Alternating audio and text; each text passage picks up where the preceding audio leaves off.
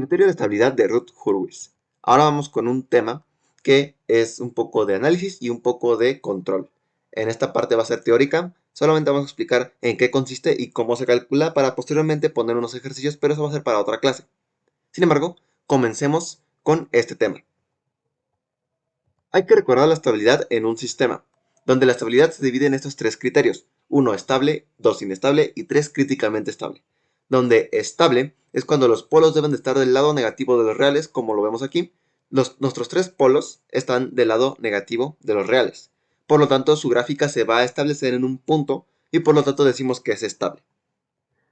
El criterio 2, que es inestable, si uno de los polos está del lado positivo de los reales. Como podemos observar, aquí en nuestro eje imaginario tenemos dos polos conjugados que están del lado negativo de los reales, están bien. Sin embargo, tenemos un solo polo. Con que un solo polo sea del lado positivo de los reales, decimos que el sistema es inestable y por lo tanto el sistema no se asienta en un punto y se tiende a infinito. Entonces decimos que es inestable. Y por último, críticamente estable, cuando al menos un polo existe sobre el eje imaginario, como lo observamos aquí. En este caso son dos polos. Por lo tanto, nuestro sistema va a ser críticamente estable y va a tener esta forma. O sea, que va a estar oscilando entre dos valores, límite superior y límite inferior, donde nuestro eje central, digamos, es nuestro punto de establecimiento. Sin embargo, como es críticamente estable, va a estar oscilando entre dicho punto. Ahora pasemos con el método Routh-Hurwitz. Explicando un poco la introducción, sabemos que nosotros al tener un software o algún programa como MATLAB que nos ayude a calcular los polos, pues es fácil identificar cuál polo es inestable o estable debido a que solo es una codificación de algo y ya. Sin embargo, cuando no se cuenta con dicha herramienta y nuestro orden del sistema es mayor o igual a 3, entonces se complica mucho obtener sus polos. Por eso se utiliza el método desarrollado por Edward Routh y Adolf Hurwitz para identificar si el sistema es inestable sin la necesidad de obtener sus polos. Aclarando que este método solo indica cuántos polos se encuentran del lado positivo de los reales y no indica su posición. En este caso, solo vamos a ver dónde están posicionados, pero no vamos a ver exactamente dónde. Pero con solo saber dónde están posicionados, tenemos la intuición de que el sistema va a ser inestable. Comencemos con los cálculos para este método. Primero, se desarrolla el polinomio característico. Sabemos que el polinomio característico es el polinomio del denominador de nuestra función de transferencia que en forma general tiene esta forma. Una vez desarrollado, bueno, primero, si uno de los coeficientes a de dicho polinomio es 0 o negativo, ante al menos un coeficiente positivo, entonces existe una o más raíces en el lado positivo de los reales. Pero, si no se cumple la condición anterior, se procede a estructurar un arreglo Routh-Hurwitz de la manera siguiente, que es esta, donde observamos una columna de S, dependiendo del orden del sistema, S a la n, S a la n-1, y así sucesivamente hasta S a la 0. Y filas con los pares coeficientes A, empezando por 0, 0, 2, 4, y así sucesivamente. Si hubiese más, sería 6, 8, y sigue y sigue. Y abajo los impares, 1, 3, 5, y así sucesivamente. 2. Por medio de un algoritmo se calculan los demás datos de la tabla. Reescribimos aquí nuestra tablita y pasemos para calcular la siguiente fila, que es nombrada B1, B2, B3, etcétera, etcétera, dependiendo de los datos que existan.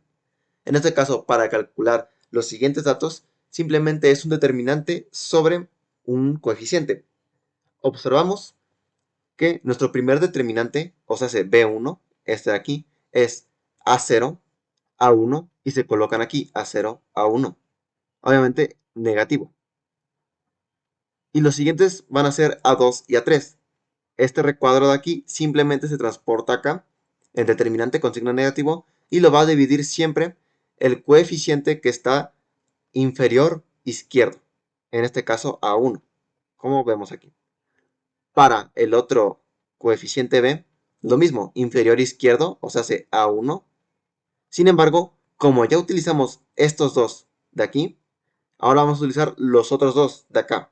En este caso 4 y 5. Simplemente recorrimos los datos. Mientras que la primera columna se mantiene, la segunda columna es la que cambia. Como vemos, la primera columna en ambos es igual, sin embargo la segunda columna cambia y cambia los siguientes datos que le siguen. Y de esa manera muy fácil se calcula B1, B2, B3, B4, etcétera, etcétera, etcétera. Para calcular los valores C1, C2, C3, etcétera, etcétera, ahora se utiliza el mismo algoritmo pero cambiando de datos. Anteriormente utilizamos las primeras dos filas, ahora nos recorremos y utilizamos la segunda fila y la tercera fila, quedándonos estas fórmulas. Es el mismo algoritmo, simplemente nos recorrimos de fila. Anteriormente nuestro pivote o nuestro valor inferior izquierdo era A1. Como ahora recorrimos a estas dos filas, nuestro valor inferior izquierdo o pivote es B1. Y siempre se va a utilizar en todos los cálculos de C, como observamos aquí. Ahora, también en todos los cálculos de C se va a utilizar tanto A1 como B1. Como observamos, para C1 es A1, B1 y para C2 es A1, B1. Lo único que cambia es la segunda columna en ambos determinantes. En el primer determinante es A3B2, que es este A3B2. En el segundo determinante es A5B3. Un supuesto tercer determinante sería A7B4 y así sucesivamente. Y así vamos a seguir haciendo los cálculos. Esto depende del tamaño de nuestro polinomio característico. Y cuando estemos en S al cuadrado, ahora se va a reducir. Y cuando estemos en S al cuadrado, por los mismos cálculos que vayamos haciendo, se va a reducir a solo dos valores. En este caso, representativamente es E1 y E2. Cuando lleguemos a S1, se va a reducir a un valor, que en este caso es F1, y se calcula de la misma forma que los anteriores. Siempre se van a calcular igual. Es un patrón que nunca va a cambiar. Y por último se calcula G1.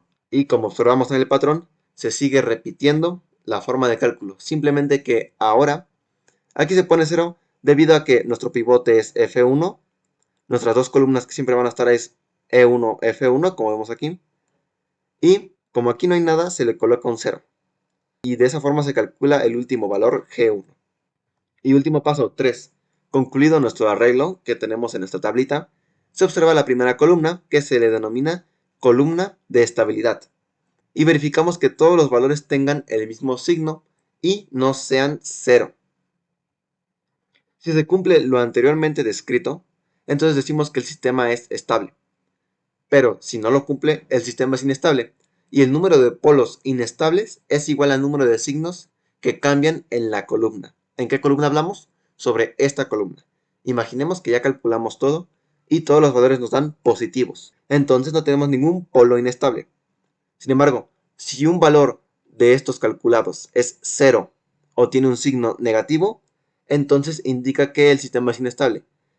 Y el número de polos que están del lado derecho del eje de los reales es igual al número de signos que cambiaron en este arreglo que acabamos de realizar. Eso ha sido todo, espero que les haya gustado. Sé que ahorita estos cálculos suenan un poco confusos, pero a la hora de la práctica es demasiado sencillo. Obviamente va a ser un poco tedioso estar calculando y calculando cuando el sistema es de un orden muy grande, pero nos puede ayudar en un apuro en caso de no tener algún software para poder programar. Así que denle un likecito, suscríbanse, nos vemos hasta el siguiente video, donde vamos a poner un ejercicio de esto. Chao, chao. そうか。